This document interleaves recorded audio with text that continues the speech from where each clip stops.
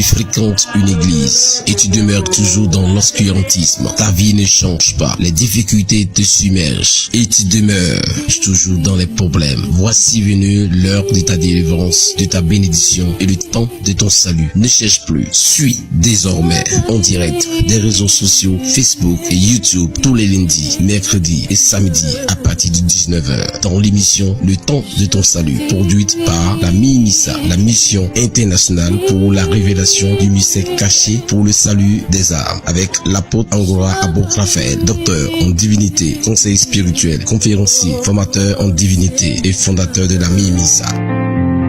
Je te dis. Aujourd'hui, en fait, les chrétiens sont déjà possédés. L'usage de l'huile d'onction, une huile d'olive, l'usage de l'eau, l'usage de sang, l'usage des choses charnelles qui expriment sa vie spirituelle, afin que l'église est devenue comme du fétichisme. Et c'est grave, c'est malheureux. Et les chrétiens ne font, l'église ne fait que s'enliser. Et c'est les choses charnelles abondantes que nous assistons. Et le chrétien est devenu malheureux et misérable. C'est pas normal. Puisque nous sacrifions avec le Père pour la libération de ça. Regardez, quand Moïse a tué l'agneau en Égypte, qu'est-ce qui s'est passé? Israël, les gens me disent, non, ils sont sortis sous la puissance de Dieu. Alors, viens découvrir la révélation du mystère du mariage, de l'huile d'onction, de la dîme, du parler en langue, de la sainte seine, de l'origine de la possession, du baptême, de la foi, du jeûne et bien d'autres thèmes qui vont t'édifier en vue de ton salut. Infoline 57 92 55 02 57 19 48 19 06 47 85 56. Que Dieu te bénisse.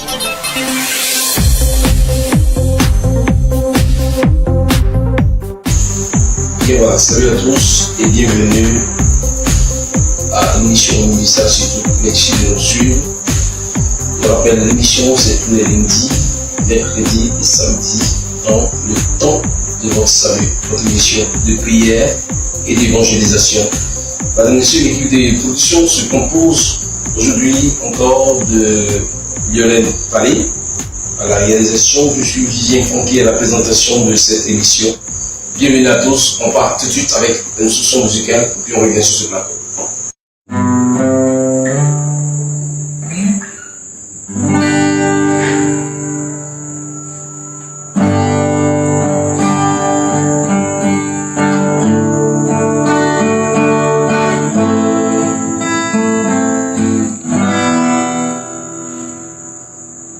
Si l'évangile est encore voilé, voilé pour ceux qui périssent.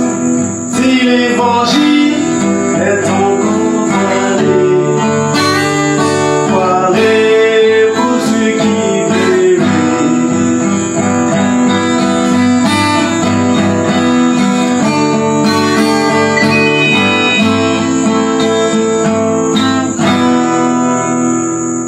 Si la parole est encore ignorée, ignorée pour ceux qui périssent. Si le sacrifice est encore voilé, caché pour ceux qui périssent. Nous n'enseignons pas la loi de Moïse, pour égarer le peuple de Dieu. Nous n'enseignons pas la loi de Moïse, pour égarer le peuple de Dieu.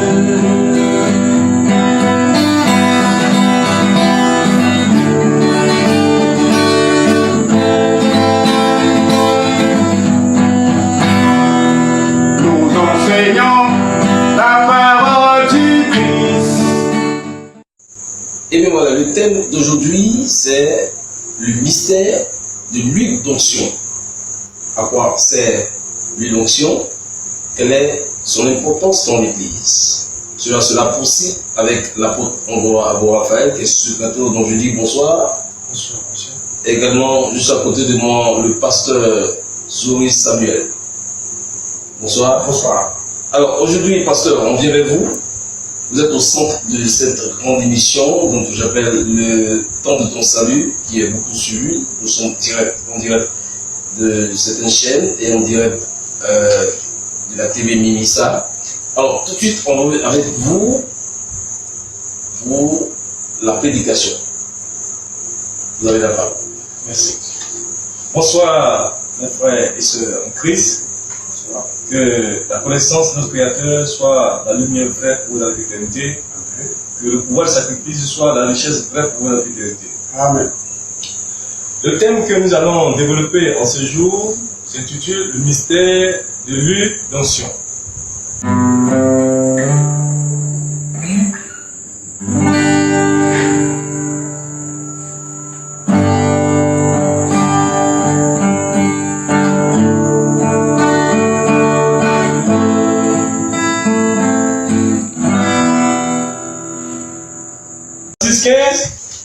Ouais, Jean 6, 15, que le pasteur va dire pour moi. Oui. Donc Jésus a été roi. Oui, vas-y, Jean 6, 15. Jean 6 à partir du verset 15. Ouais. Jean 6, 15, oui. 15 dit, oui. Et Jésus, Oui. sachant qu'il allait venir l'enlever pour le faire roi, Oui. se retira de nouveau sur la montagne, lui seul. Ok. Donc vous voyez, Jésus a été, quand on lit, il a été roi. Donc comme on devait donner le plan pour faire roi, Ouais. il a fui puisqu'il n'est pas le roi de ce monde. Il est le roi du royaume et il est venu. C'est pourquoi on dit on attend le roi des Juifs. Les gens attendaient un roi qui vient avec lui la main et ce Jésus vient. C'est pourquoi sur la croix on a mis Colosse Satan dit oh roi des Juifs, roi des Juifs. Il se moquait de lui parce qu'il n'est pas venu avec une armée alors que les rois qui étaient là avaient une forte armée. Ouais. Donc c'était une moquée. Donc comme il a vu que les gens venaient le prendre pour faire roi, alors il s'est éclipsé et il est parti. Donc quand on prend le verset 14 nous confirme qu'il a été alors aussi prophète. Oui, allons-y. Jean 6, 14. Jean 6, 14, oui. Ces gens, ayant vu le miracle que Jésus avait fait, Oui. disaient, Mhm. celui-ci est vraiment le prophète qui doit venir dans le monde. Ok. Donc Jésus a été roi. Jésus a été alors prophète. Donc quand on prend l'Ancien Testament, on dit, tu vois, on est roi, là on prophète, là on sacrificateur. Il était question toujours, on était en train de parler de Jésus-Christ. Il n'était pas encore venu, mais on était en train d'expliquer le sacrifice. Donc quand tu prends le livre il a été aussi sacrificateur. Il a été sacrificateur comme Aaron. Il a été prophète comme les Élie. Il a été roi comme les David aussi. Et donc c'est lui qui a joué tous ces rôles. Donc quand on prend le livre quand on prend le livre de Hébreux, le chapitre 7, hein, Hébreux, le chapitre 7, ou bien Hébreux 6, 20, Hébreux 6, 20, ouais, 20, verset 20, Verset 20. oui, La Bible dit, oui, là où Jésus est entré oui, pour nous comme oui, précurseur, oui, ayant été fait souverain sacrificateur oui. pour toujours selon l'ordre de Melchizedek. Donc Jésus a été quoi? Souverain sacrificateur. Donc avant qu'on parle pour faire sacrifice, c'est de Jésus qu'on est en train de parler. C'est pourquoi on dit que comme le sacerdoce a changé, Oui. et qu'il y a un changement de loi. Donc les Aaron et les actions là, tout ça, c'est terminé. Donc Jésus a été roi, Jésus a été prophète, Jésus a été sacrificateur. Donc c'est lui qu'on appelait alors l'onction. Alléluia. Amen. Donc c'est lui qui a le pouvoir de pardonner les péchés. C'est lui qui a le pouvoir de guérir. C'est lui qui a le pouvoir de ressusciter. Alléluia. Amen. Donc quand nous prenons le livre, tu vas prendre l'explication de ce passage hein, dans le Nouveau Testament.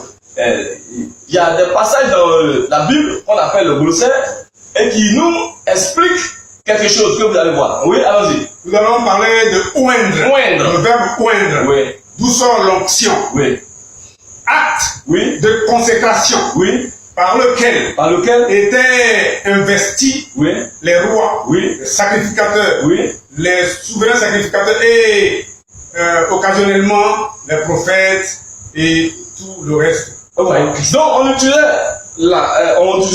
l'huile d'onction pour oindre les rois, Les rois, les prophètes, prophètes, et les sacrificateurs.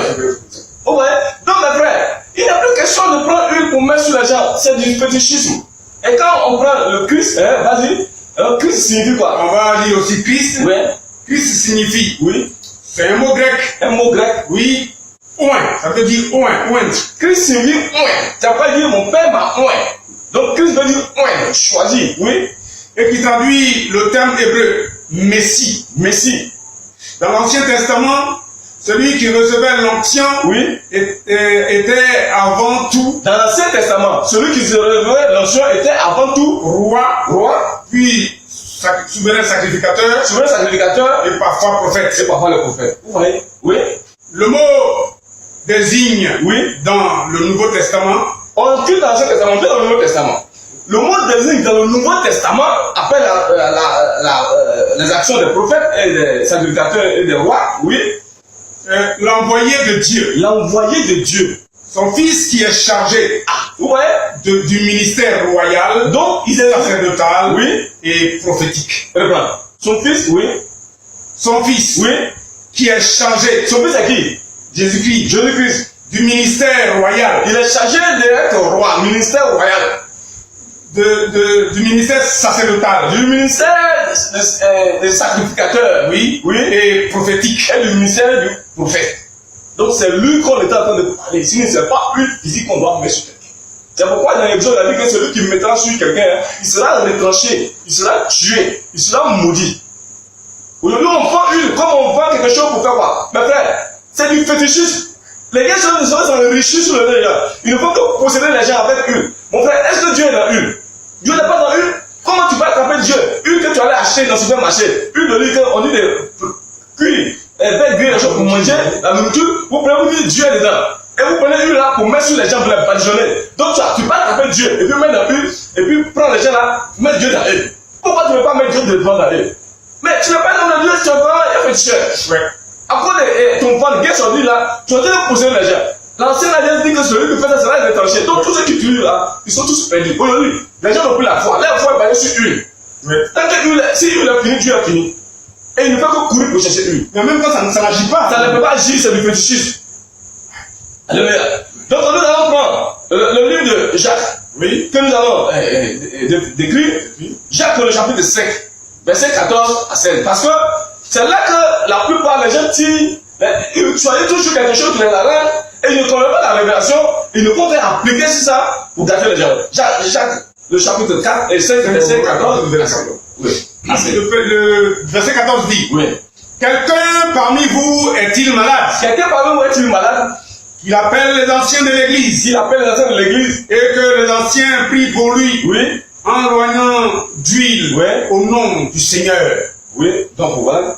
Donc Dieu, Jésus a dit que, Jacques dit que si quelqu'un est malade, on va payer les anciens et on va mettre une sur lui pour qu'il soit guéri. Et on s'en va payer une, 50 000, 100 000, 200 000, 20 000, 10 000.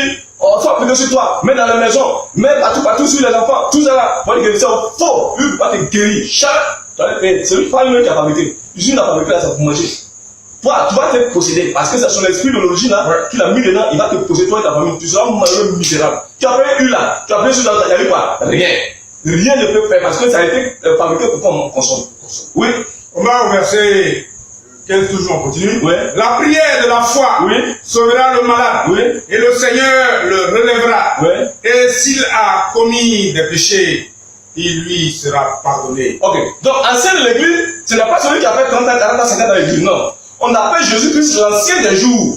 Donc, c'est de Jésus qu'on est en train de parler. Oui. C'est le Jésus seul qui est capable de pardonner le péché, qui est capable de alors guérir les malades. Ce n'est pas lui qui guérit là-bas. Donc on dit église, église là c'est qui? C'est l'âme. Donc Jésus-Christ qui est l'ancien des jours doit alors guérir l'âme qui est entrée dans la chair qui est malade. Et c'est Jésus seul qui a le pouvoir de guérir les malades. Et c'est lui qui a le pouvoir de pardonner les péchés. C'est pourquoi il a dit oui, allons-y là-bas. On va au 16. Oui. Confessez donc vos péchés les uns aux autres Ouais. et priez les uns pour les autres, Ouais. afin que vous soyez guéris.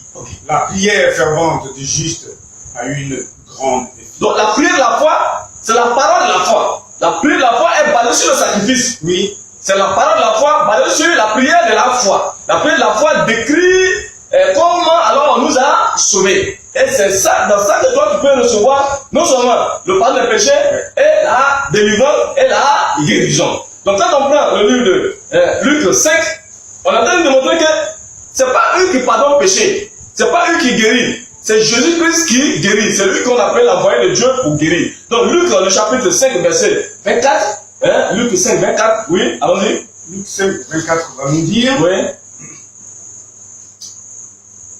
Or, Oui, afin que vous sachiez que oui. le Fils de l'homme Le Fils de l'homme Jésus-Christ a sur la terre sur la terre. le pouvoir de pardonner les péchés, je te l'ordonne, Oui, dit-il Oui. au paralytique, lève-toi, prends ton lit et va dans ta maison. est-ce que c'est lui qu'on a mis sur lui? Non. C'est Jésus qui a le pouvoir de pardonner le péché. Donc on dit qu'on pardonne vos péchés et que si ta famille le péché sera pardonné, il sera guéri. On parle de la description de l'évangile, qui est la puissance de Dieu dans lequel c'est tout l'Esprit Saint qui va faire des choses avec ton âme, qui va dégager tout ce qui est caractère de la chair qui te fatigue là, tout va tomber et tu seras guéri, tu seras rétabli. Donc prenons le livre de 1 Jean. Ou bien, prenons le livre de Romains 10 d'abord. Romains 10, 9 à 11. Romains 10, 9 à 11. Romains, le chapitre 10, verset 9 à 11. Ouais. Romains 10, Ouais. à partir du verset 9. Ouais. non? Ouais. Si tu confesses Donc confesser là, ce n'est pas confesser, il y a combien, il y a volé, il y a fait comme ça. Mais non, non. Si tu confesses Jésus-Christ, oui, allons-y. de ta bouche, Si tu décris le sacrifice de ta bouche, c'est que Jésus est venu faire. Il a porté nos iniquités, il a porté nos péchés, il a porté nos souffrances. Si tu confesses ça, c'est vrai que si tu reconnais ça dans ta mémoire, alors oui. et si tu crois Et si- dans ton cœur Et si tu crois dans ton cœur que vraiment la chose c'est vrai, que Dieu a envoyé son fils pour venir apporter de vraies nouvelles, oui, que Dieu l'a ressuscité des morts, Oui. tu seras sauvé. tu seras sauvé. Oui, donc c'est pas lui qui va se sauver, c'est Jésus-Christ. Oui, allons-y. Car c'est en croyant du cœur C'est en croyant dans ton cœur qu'on parvient à la justice. qu'on parvient à être juste devant Dieu, c'est-à-dire être guéri.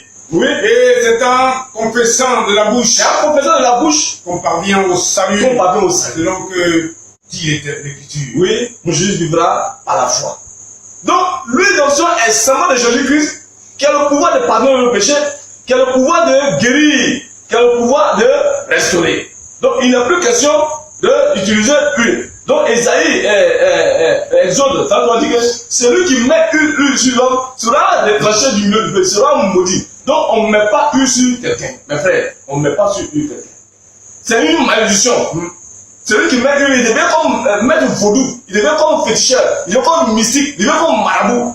Celui qui prend ça aussi, il va avoir ce mauvais esprit. On dit, on vend une, on vend l'eau, on vend ça, on vend tout. C'est devenu une commerce. Où est la guérison dedans? C'est la malédiction, mes frères. C'est donc quand le pasteur va me lire le livre de 1 Jean, le chapitre 2, verset 20. 1 Jean 2, 20 dit, Ouais, pour vous, ouais. vous avez reçu l'onction de la part de celui qui est saint. Est-ce que c'est une? Non. Celui qui est saint, Dieu est saint. Oui. Et vous avez tous de la connaissance. Donc la connaissance nous a rendu saint. La connaissance nous a donné l'esprit. Oui. L'esprit saint, c'est la connaissance, comme il a dit dans le livre d'Éphésiens 1. Après avoir entendu la parole de la vérité, de venir au salut, vous avez cru, vous avez été scellé du Saint-Esprit qui avait été promis. Donc c'est l'Esprit Saint dans l'évangile là qui nous a rendu saint. Parce que ça, il décrit le sacrifice. C'est ça, on t'a dit que, on nous dit qu'on t'a oint. Tu as reçu l'Esprit, on t'a choisi, on t'a donné l'Esprit à travers les Écritures, la révélation de l'Écriture, à travers l'Évangile. Donc, ce n'est pas une question de huile qu'on doit appliquer sur quelqu'un et que les gens continuent de vendre comme ils vendent des petits pains au marché. C'est vraiment horrible et abominable. Ce n'est pas de Dieu. Les choses ont changé, oui. Donc il n'y a plus question d'utiliser l'huile pour alors tuer les âmes. Donc que le Seigneur, la connaissance de notre Créateur, soit la vie pour notre éternité, que nous pouvons sacrifier enrichir vos âmes pour l'éternité, et que vous qui avez utilisé l'huile, qu'aujourd'hui on écoute cette parole, que le pouvoir de l'huile satanique, démoniaque, tombe maintenant et soit détruit sur l'éternité. Et que vous appliquez à la révélation de l'Écriture, oui. Afin que l'Esprit qui sort dans l'évangile là puisse goûter l'un de vous, alors toutes les malédictions qui découlent de l'huile que vous avez utilisée sur l'éternité. Amen. Donc le Seigneur vous fortifie davantage. Amen. Merci. Voilà, merci pour la belle explication de l'apôtre. Je vous rappelle que vous suivez les rendez-vous de la ministère dans le cadre de l'émission Le temps de ton salut. C'est tous les lundis, mercredis et samedis entre 19h et 20h. Nous entamons maintenant la deuxième partie de cette émission qui est l'approfondissement de la parole. Je rappelle que c'est une émission de prière et d'évangélisation. Alors, apôtre, nous allons tout à l'heure aborder les questionnaires, mais bien avant, on va avec une instruction musicale et puis on revient sur ce plateau. Because it is, I can face tomorrow.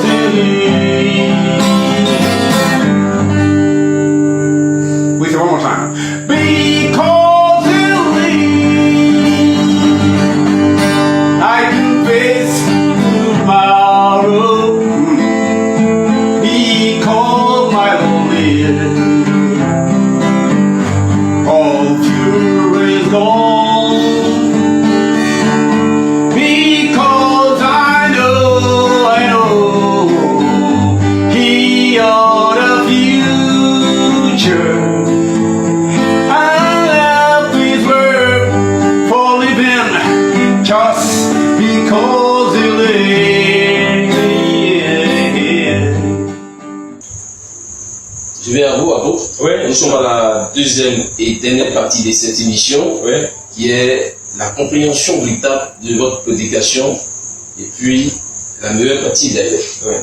D'où viennent les questions? Viennent les préoccupations. Alors, la toute première question, vous en tant que docteur en divinité, la toute première question que je vais vous poser, qui est tirée de vos différents commentaires, quelle est l'origine de l'huile d'onction? L'huile d'onction, ça vient d'où? Ça provient d'où? Parce que ceux qui sont en train de nous regarder présentement sachent d'où est tirée l'huile d'onction. Vous avez la parole. Comme je vous le disais tantôt, Dieu nous a parlé de plusieurs manières à nos pères par le prophète. Dans les derniers temps, il nous a parlé par le Fils. Donc les actions des prophètes étaient en train de parler du Christ qui doit venir bientôt pour venir révéler le mystère caché, comme l'avons dit dans 1 Corinthiens 2, c'est que nous prêchons la sagesse de Dieu mystérieuse et cachée. Des choses que l'homme n'a pas vu, l'homme n'a jamais entendu parler, que Dieu l'a préparé pour nous et Dieu nous a révélé par son esprit. Donc, pour parler de la venue de Christ, qui va venir nous révéler, et comme il a dit, je suis né dans le monde pour vous, pour témoigner à la vérité, afin qu'il arrive, Dieu utilisait ces choses charnelles-là pour nous amener à parler des choses spirituelles. Donc, c'est Dieu qui a ordonné de faire, comme on dit, c'est comme l'esprit, symbole de l'esprit. Comme on dit avant, la colombe c'était symbole de l'esprit. Donc, une aussi était symbole de l'esprit. Donc, Dieu a dit, prenez une, marquez-la, comme il a fait mon choix, prenez ça comme un signe, comme une marque, pour que ceux-là, les prophètes, les sacrificateurs, le roi, ils doivent faire mon travail. Donc c'est Dieu même qui a ordonné de faire ça. Mais c'était comme allégorie, c'était comme parabole, c'était comme exemple, c'était comme image, c'était comme ombre des biens à venir. Donc c'est là que tire sur le. C'est pourquoi il a dit aux gens de ne pas imiter. Dans Exode 30, verset 30 à 33, que le pasteur peut lire encore. Oui. Il dit de ne pas imiter, parce que c'est moi qui ai ordonné de faire, mais de ne pas imiter et de ne pas faire ça pour propager. Malheureusement, ce que Dieu a interdit, regardez comment l'ampleur que la chose a pris. C'est devenu comme on vend ça à la boutique. Et c'est dangereux. Dieu a dit que je ne veux pas qu'on en compose et qu'on met sur les gens. Mais ce que j'ai choisi, c'est pour eux seulement. Donc, Esaïe, Exode 30, verset 30 à 33, oui. Tu oindras Aaron et ses fils. Tu oindras Aaron et ses fils que j'ai choisi pour être sacrificateurs, oui. Et tu les sanctifieras pour qu'ils soient à mon service. Et tu les sacrifieras à mon service dans le sacerdoce lévitique pour aller faire les sacrifices. Oui. Tu parleras aux enfants d'Israël et oui. Tu diras au peuple. Oui. Ce sera pour moi l'huile de l'onction sainte, oui, parmi vos descendants. C'est ça. Et on n'en répondra point sur le corps d'un homme. On ne prend pas ça pour aller faire main sur les gens. On ne prend pas pour répondre sur le corps d'un homme. Oui. Et vous n'en ferez point de semblable. Vous ne fabriquerez pas aussi dans les mêmes proportions. Oui. Elle est sainte. Oui. Et vous la regarderez comme sainte. Oui. Au 33. Oui. Quiconque en composera. Si un pasteur, un prophète, un archibishop, il fabrique de la même manière, ou en mettra sur un étranger, et il prend pour mettre sur le corps de quelqu'un, sera retranché de son peuple. Il sera maudit du milieu des enfants de Dieu. Donc, celui qui tue, il est maudit. Donc, c'est Dieu qui a ordonné. Mais après la première écriture, comme il a dit, avant de tuer les animaux, on fait sacrifice. Avant que Jésus n'arrive, on tuait l'agneau, le taureau. Ouais. Jésus est venu, est-ce qu'on tue encore le taureau? Pourquoi on n'utilise pas encore le taureau dans l'église encore? Donc si on n'utilise plus le taureau, donc, et que c'est Jésus est venu qu'il y a l'agneau qu'on a immolé, et qu'on n'utilise plus l'agneau, pourquoi alors l'huile qu'on utilisait comme symbole, aujourd'hui on continue d'utiliser l'huile encore dans l'église pour badigeonner les gens? Ça c'est abominable. Et les boucs et les taureaux? Oui, pourquoi on n'en voit pas? C'est une abomination. Et ce ne sont plus les hommes de Dieu, ce sont les mystiques. D'accord. Voilà. Donc c'est l'ordonnance de l'huile d'onction. Oui. D'accord. Vous avez apporté une tentative définitionnelle en disant l'huile d'onction est esprit. Symbole de l'esprit. Au lieu de symbole de l'esprit. Oui. Voilà. Donc je n'ai pas compris un peu ce côté-là. Si vous pouvez apporter plus de clarté. Symbole de l'esprit. Symbole. Comme on dit, l'agneau est symbole de Jésus. La colombe est symbole de l'esprit. Donc, pour parler des choses spirituelles, avant que les choses arrivent, on parle des choses là comme de l'allégorie. Comme des exemples, qui ne sont pas réels. Hein? C'est comme Jésus a dit que je suis le pain de vie. Celui qui me mange n'a plus faim. Mais sa chair là, est-ce que c'est sa chair qu'on doit manger? Non. Il parle de la parole qu'on doit manger pour avoir la vie éternelle. Donc, quand on n'a pas compris, les gens n'ont pas compris, mais comment quelqu'un peut nous donner sa chair à manger et son sang à boire? Est-ce qu'ils se sont retirés? Parce qu'ils n'ont pas compris. Donc, quand on ne comprend pas, alors on demande dans l'écriture et c'est grave. C'est un symbole. Symbole de Christ. C'est pourquoi on a lu dans l'explication, on dit, dans le Nouveau Testament, Christ, c'est lui qui est envoyé de Dieu.